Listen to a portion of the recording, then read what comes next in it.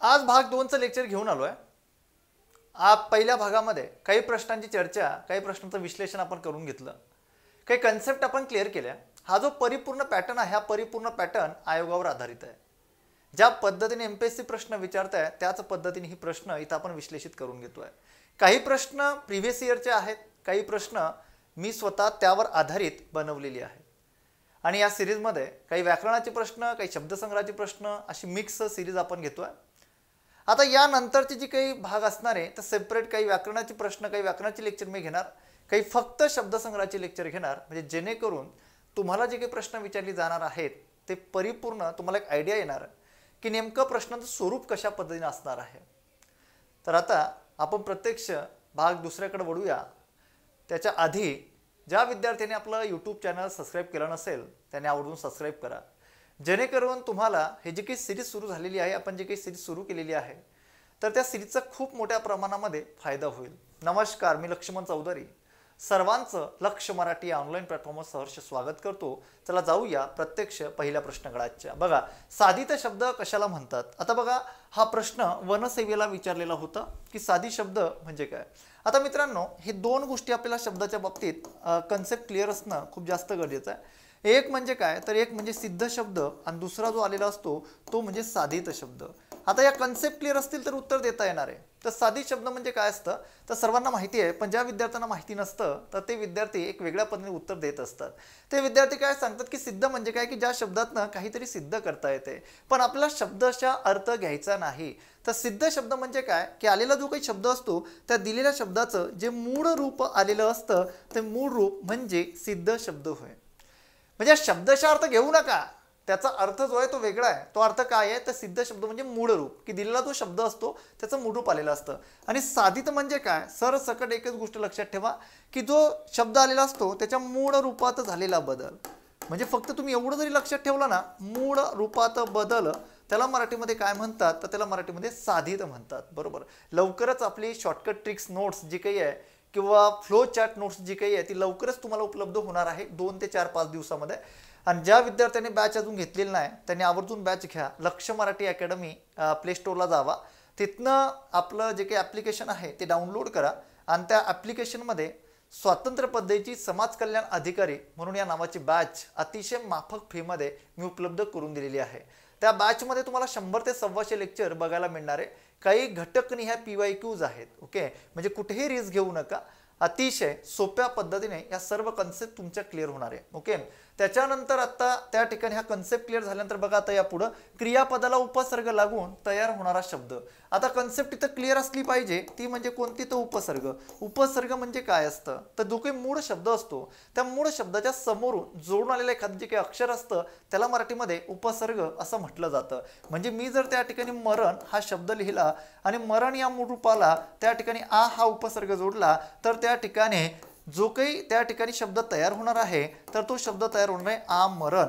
मग आमरण हा शब्द कोणता झाला तर आमरण हा शब्द कोणत्या पद्धतीचा तयार झाला तर आमरण हा उपसर्ग घटित असं त्याला म्हटलं जातं। म्हणजे अशा पद्धतीच्या कन्सेप्ट आपल्या क्लिअर असाव्यात। म्हणजे अशा पद्धतीने या सर्वच्या सर्व कन्सेप्ट आपण क्लिअर केल्या पाहिजे। त्यानंतर दुसरा पर्याय, पहिला पर्याय तर काही येऊ शकत नाही, कारण की साधी शब्द म्हणजे काय, मूळ रूपामध्ये होणारा बदल। बरोबर, मग आता मरण म्हटल्यानंतर बरोबर ठीक आहे, एक उपसर्ग जुळतो त्याबद्दल काही अडचण नाही, पण दुसरी महत्वाची गोष्ट काय, मरण त्याला जुडलेला आहे आ, म्हणजे परिपूर्ण या शब्दाचा जो काही अर्थ आहे तर तो बदललेला आहे, पण फक्त उपसर्गानेच बदलत नसतो। ओके, म्हणजे फक्त उपसर्ग जुडलेला असेल तर त्याला तुम्ही साधी शब्द म्हणू शकत नाही। पुढे आता अजून काही पर्याय आपल्याला दिले आहेत। मूळ शब्दाच्या मागे पुढे येणारे अक्षर, हे तर काही येऊ शकत नाही। नुसतं मूळ शब्दाच्या मागे पुढे येऊन त्या ठिकाणी त्याला तुम्ही साधित शब्द म्हणू शकत नाही, त्याच्या मूळ रूपामध्ये बदल व्हायला पाहिजे, म्हणून त्याला तुम्ही काय म्हणू शकतात तर त्याला तुम्ही साधित शब्द म्हणू शकतात। फक्त मागे पुढे येणाऱ्या अक्षराला तुम्ही साधित शब्द म्हणू शकत नाही। म्हणजे दुसरा पर्याय सुद्धा येऊ शकत नाही। त्याच्यानंतर नंबर 3चा पर्याय काय, मूळ शब्दांना उपसर्ग लागून किंवा प्रत्यय लागून तयार होणारा शब्द। यस, आता आयोगाने जो काही प्रश्न विचारलेला होता वनसेवेच्या परीक्षेला, हा प्रश्न जो काही विचारलेला होता थोडी भाषा बदललेली आहे, म्हणजे कन्सेप्ट तीच आहे. साधित शब्द म्हटल्यानंतर पर्याय क्रमांक 3 त्याचं योग्य उत्तर आहे. कारण मूळ शब्दांना उपसर्ग लागून किंवा प्रत्यय लागून तयार होणारा जो काही शब्द आहे त्याला मराठीमध्ये काय म्हणतात, तर त्याला साधित शब्द म्हणतात. कारण की त्याच्या मूळ रूपामध्ये बदल होत असतो. म्हणजे कशा आपण एकदम साधं उदाहरण देतो बघा, सर्वांनी ऐकलेलं उदाहरण मनुष्य. बरोबर, आता मनुष्य म्हटल्यानंतर कोणतं नाम आहे, तर हे नाम आहे सामान्य नाम. बरोबर, आणि जेव्हा त्या ठिकाणी हे कोणतं नाम आहे, सामान्य नाम आहे, जेव्हा त्याला प्रत्यय जुळतो आहे तर मनुष्यत्व अशा पद्धतीचा प्रत्यय त्याला जुळतो आहे. मग आता त्व जुळला का नाही, तर हे कोणत्या नामामध्ये समाविष्ट झालं, तर ते भाववाचक नामामध्ये समाविष्ट झालं. म्हणजे अशा पद्धतीने या दोन्ही गोष्टी क्लिअर होणं महत्त्वाचं आहे. एखाद्या नामाला म्हणजे एखाद्या विशेषणाला एखादा प्रत्यय जुळल्यानंतर ते नामामध्ये समाविष्ट होतं.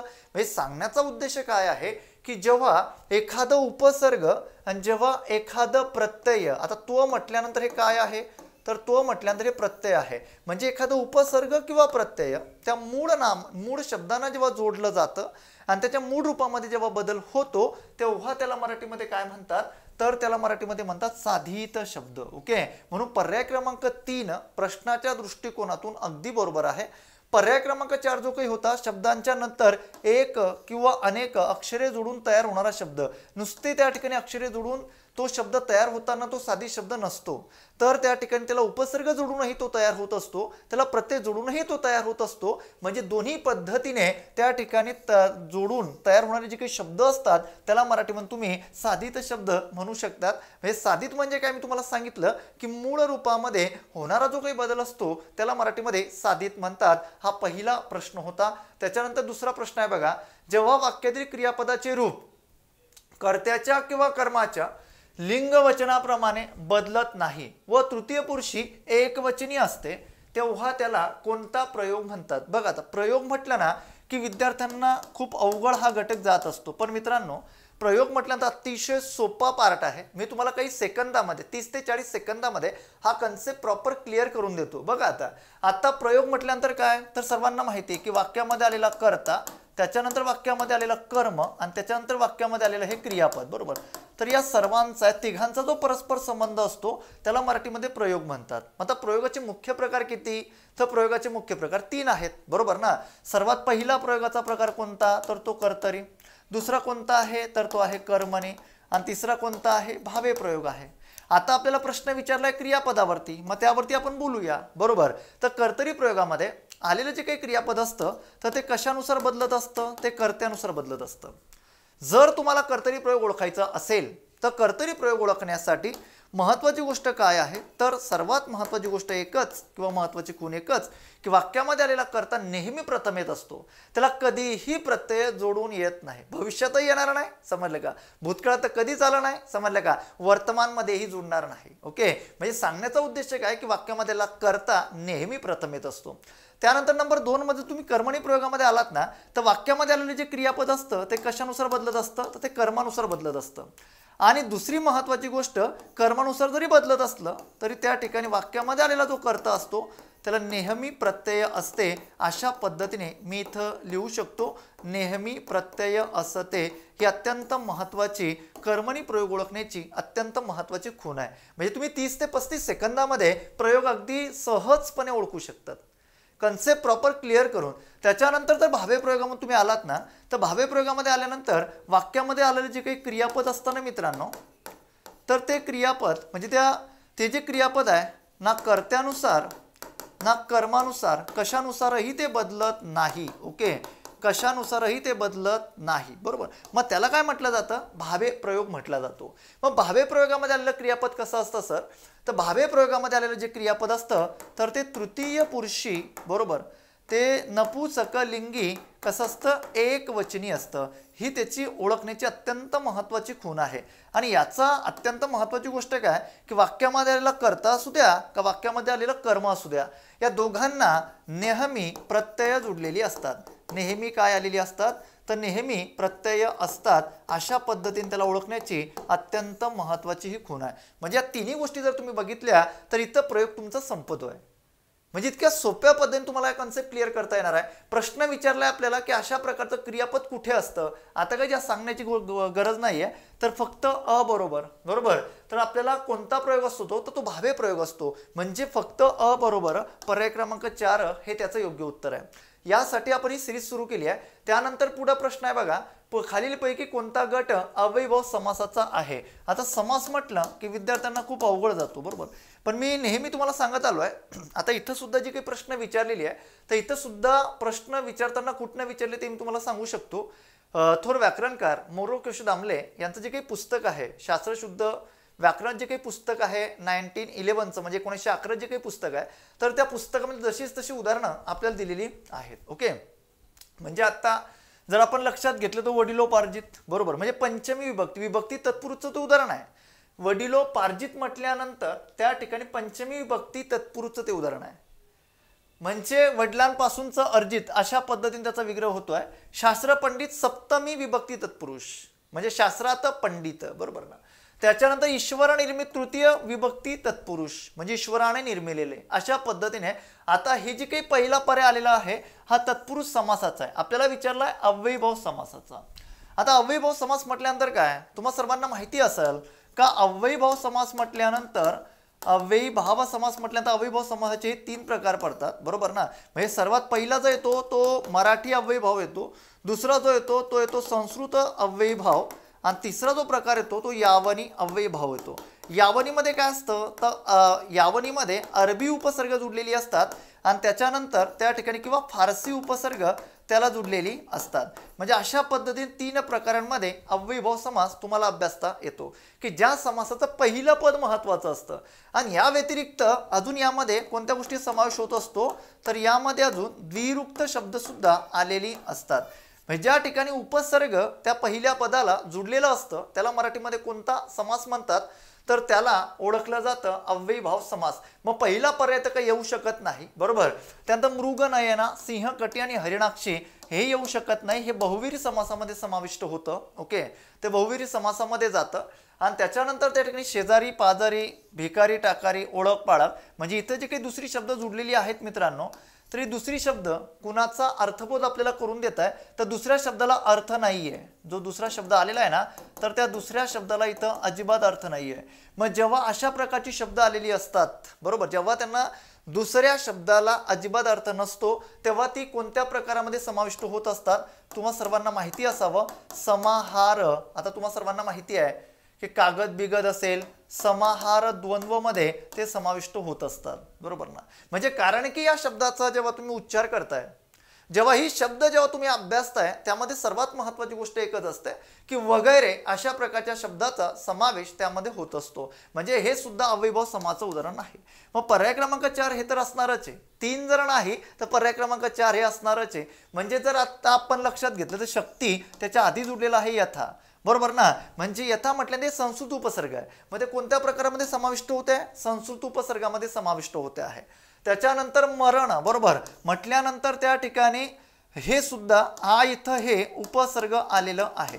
हे सुद्धा कोणतं उपसर्ग आहे, संस्कृत उपसर्ग आहे.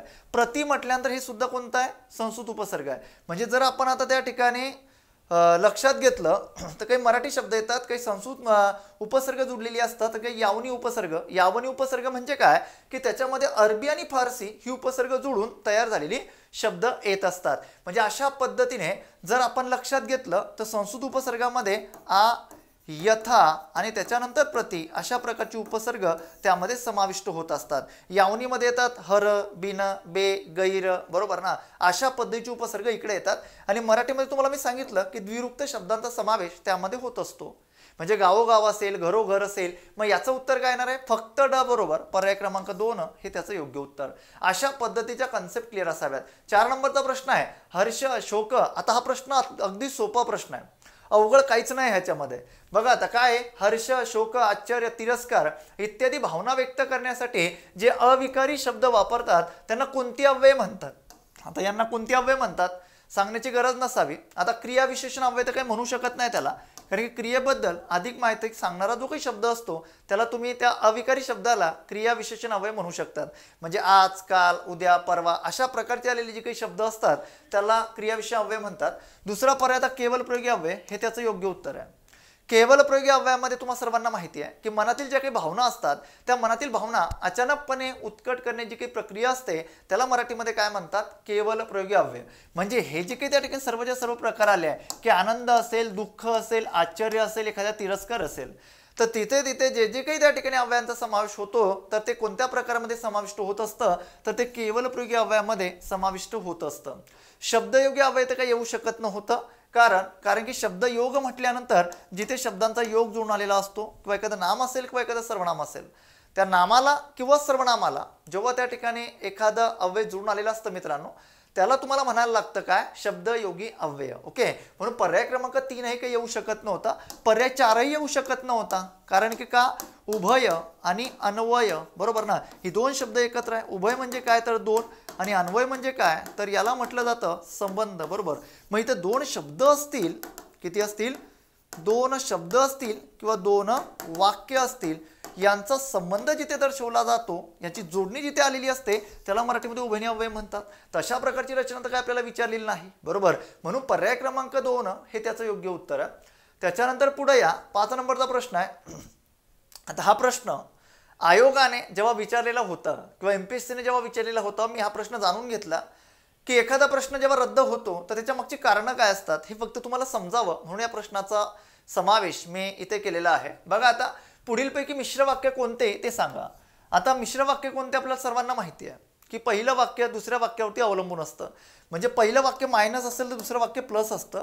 पहिल्या वाक्याचा अर्थ पूर्ण करण्यासाठी दुसऱ्या वाक्यावर त्याला अवलंबून राहावं लागतं. मग आता इथं काय आहे की जे चकाकते ते सोने नसते, जे ते हे आपल्याला मिश्र वाक्याचा अर्थबोध करून देत आहे, बरोबर. म्हणजे पहिलं वाक्य तर मिश्र वाक्य आहे. त्याच्यानंतर जे चकाकते ते सोने असतेच असे नाही, म्हणजे जे ते हे सुद्धा आलेलं आहे, याचा सुद्धा समावेश तुम्ही मिश्र वाक्यामध्ये करू शकतात. ओके, फक्त रचना बदलवलेली आहे, बरोबर. आकाशात जेव्हा ढग जमतात तेव्हा मोर नाचू लागतो, बरोबर आहे. म्हणजे जेव्हा तेव्हा अशा प्रकारे आपण जर लक्षात घेतलं ती मिश्र वाक्याची रचना आहे. म्हणजे मिश्र वाक्य म्हटल्यानंतर या कन्सेप्ट तुमच्या क्लिअर असाव्यात. मग आता अ ब क आपल्याला कोणते ते विचारलेलं आहे, अ ब क बरोबर.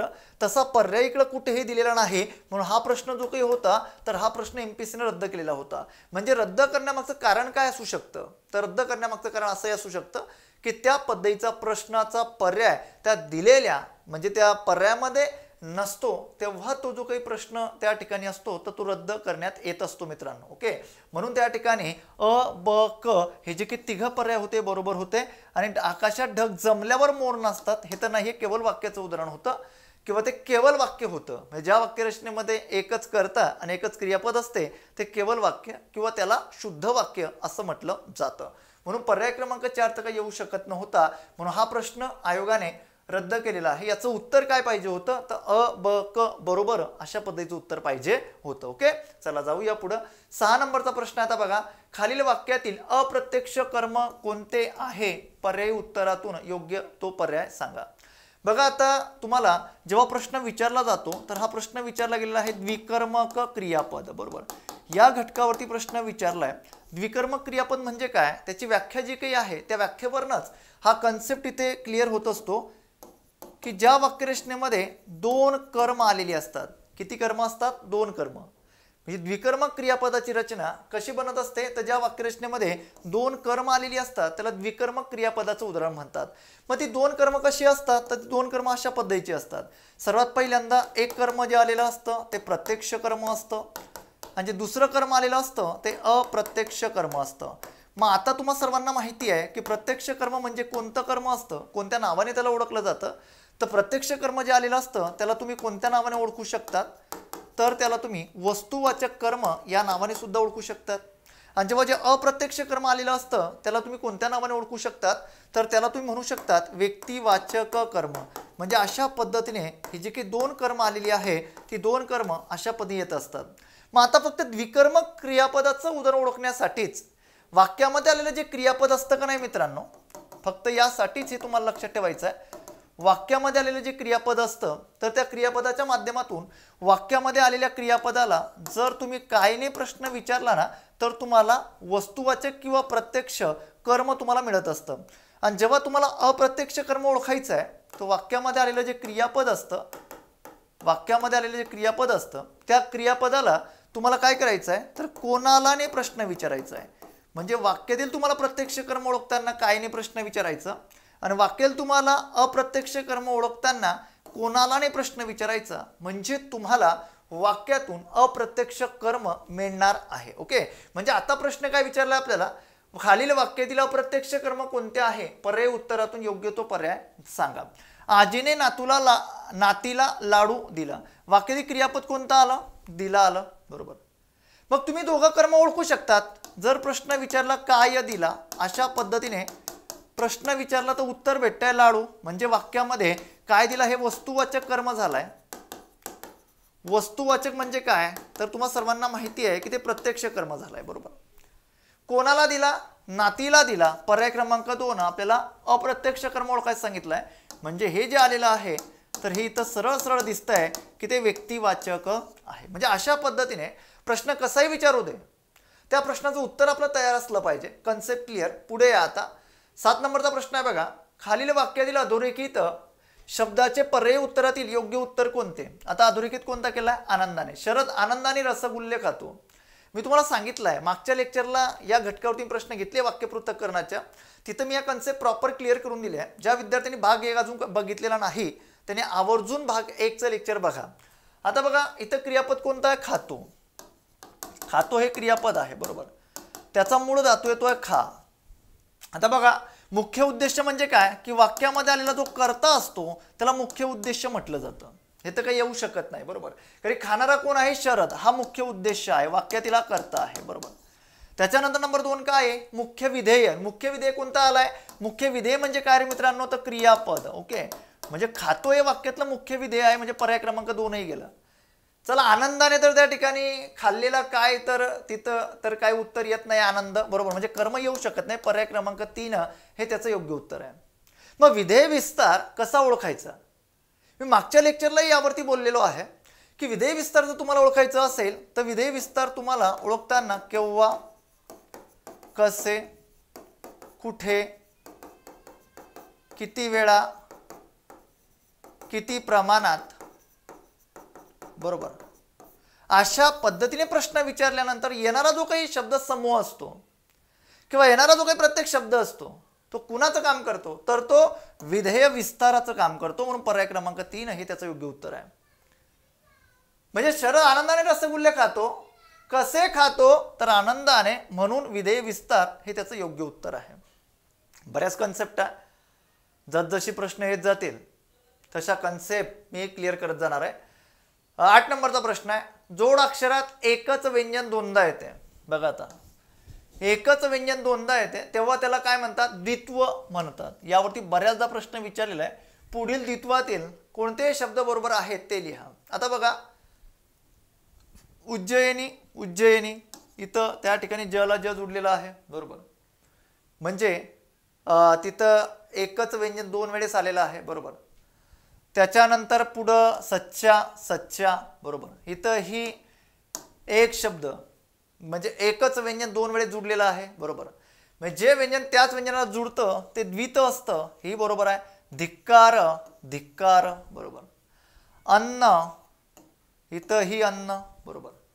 म्हणजे अशा प्रकारे जर आपण लक्षात घेतलं ती संपूर्ण द्वित व्यंजनाची उदाहरणं आहे. कशाची आहे, द्वित व्यंजन संधीची उदाहरणे ती आहेत. म्हणजे जर आपण लक्षात घेतलं तर पहिला पर्याय काही येऊ शकत नाही, दुसरा येऊ शकत नाही, तिसरा जो काही पर्याय आहे तर तो तिसरा पर्याय अगदी बरोबर आहे की अ, ब, क, ड हे सर्व बरोबर आहे. द्वित म्हणजे काय की जे व्यंजन त्याच व्यंजनाला जुडणं आणि त्यातून जी काही निर्मिती होत असते संधीमध्ये तर त्याला द्वित व्यंजन संधीचं उदाहरण असं म्हणून ओळखलं जातं. प्रथम व्यंजन संधीमध्ये काय असतं अगदी सर्वांना माहिती आहे की त्याचा विग्रह करत असताना पहिल्या व्यंजनाच्या जागी आपण तिसरं व्यंजन घेतो आणि त्याचा विग्रह करीत असतो. हा तुमचा 8 नंबरचा प्रश्न होता. 9 नंबरचा प्रश्न आहे आता पुढीलपैकी संयुक्त स्वर कोणते. तुम्हा सर्वांना माहिती आहे की संयुक्त म्हटल्यानंतर या दिलेल्या शब्दाचा अर्थच तो होत असतो मित्रांनो संयुक्त म्हटल्यानंतर काय दोन, बरोबर ना. मग आता स्वर म्हटल्यानंतर काय तर दोन स्वर एकत्रित येऊन तयार झालेला जो काही स्वर असतो त्याला मराठीमध्ये संयुक्त स्वर म्हणतात. म्हणजे मराठीमध्ये एकूण संयुक्त स्वर किती आहे? 4 आहे. ए, ऐ, ओ आणि औ हे 4 स्वर मराठीमध्ये समाविष्ट आहे. मग ए हा स्वर कसा तयार होत असतो तर ए हा स्वर तयार होतो अ अधिक रस्वई किंवा दीर्घ ई यांचं एकत्रीकरण होत असते आणि त्यातून तयार होणारा जो काही स्वर आहे तर त्याला मराठीमध्ये काय म्हणतात तर संयुक्त स्वर म्हणतात. ऐ हा स्वर कसा तयार होत असतो? आ अधिक रस्व ई किंवा दीर्घ ई यांचं एकत्रीकरण झालं की ऐ या स्वराची निर्मिती होत असते. ओ हा स्वर कसा तयार होतो तर अ अधिक रस्व उ किंवा दीर्घ उ यांचं एकत्रीकरण होते आणि ओ या स्वराची निर्मिती होते. त्यानंतर औ हा स्वर कसा तयार होतो? आ अधिक रस्व उ किंवा दीर्घ उ. म्हणजे अशा पद्धतीने जर आपण लक्षात घेतलं तर हे संयुक्त स्वर अशा पद्धतीची निर्मिती झाली आहे. मग मराठीमध्ये संयुक्त स्वर कोणते तर तुम्हाला सर्वांना माहिती आहे ते हे 4 संयुक्त स्वर मराठीमध्ये समाविष्ट आहे. पर्याय क्रमांक 4 हे त्याचं योग्य उत्तर आहे. त्याच्यानंतर पुढे या. आता बघा हा प्रश्न अगदी सोपा आहे. अगाई, बरोबर. हा शब्द केवलप्रयोगी अव्ययाच्या कोणत्या प्रकारातील आहे? तिरस्कार तर काही नाहीये, बरोबर. आई ग अगाई म्हटल्यानंतर शोकदर्शक मध्ये त्याचा समाविष्ट म्हणजे त्याचा समावेश होत असतो. आता संबोधन म्हटल्यानंतर तुम्हाला सर्वांना माहिती आहे हाक मारणे. आश्चर्य म्हटल्यानंतर बापरे, अबब, बरोबर ना. अशा प्रकारची केवलप्रयोगी अव्यय या प्रकारामध्ये समाविष्ट होत असतात. हा प्रकार अगदी सोपा आहे. आयोगाने यावरती 2 ते 3 वेळेस प्रश्न वनसेवेला विचारलेली आहेत, बरोबर. विविध पेपरमध्ये या घटकावरती नेहमी प्रश्न असतो म्हणून मी त्याची 2 प्रश्न या भागामध्ये समाविष्ट केली. आता पुढचं जे काही लेक्चर असणार आहे मित्रांनो तर ते पुढचं लेक्चर असणार आहे शब्द संग्रहाचं. म्हणजे त्यामध्ये परिपूर्ण जे काही प्रश्न समाविष्ट असणार आहे ते परिपूर्ण प्रश्न कोणत्या घटकावरती समाविष्ट असणार आहे तर परिपूर्ण प्रश्न शब्द संग्रहावरती समाविष्ट असणार आहे. लेक्चर तुम्हाला कसं वाटलं प्लीज मला कमेंट्स करून सांगा. लेक्चरला लाईक करा, जास्तीत जास्त शेअर करा आणि बॅच ज्यांना घ्यायची आहे त्यांनी आवर्जून घेऊन टाका. बॅचची फी पुढे वाढणार आहे. ओके. अंतिम टप्प्यामध्ये पेपर आलेला आहे, बरोबर. त्या अंतिम टप्प्यासाठी जर तुम्हाला पूर्ण मोठी बॅच घ्यायची नसेल तर आपली 1 डे रिव्हिजन बॅच सुद्धा आहे. म्हणजे त्याच्यामध्ये 20 लेक्चर तुम्हाला बघायला मिळणार आहे आणि त्या बॅचची फी फक्त 249 रुपये आहे. ओके. तर तुम्ही कुठल्या प्रकारे जर पूर्ण लेक्चर 100-125 लेक्चर घ्यायचे असतील तर ती बॅच सुद्धा उपलब्ध आहे आणि फक्त 1 डे रिव्हिजन बॅच घ्यायची असेल तर ती सुद्धा उपलब्ध आहे. इथे मी थांबतो आहे. सर्वांना धन्यवाद. जय हिंद, जय महाराष्ट्र.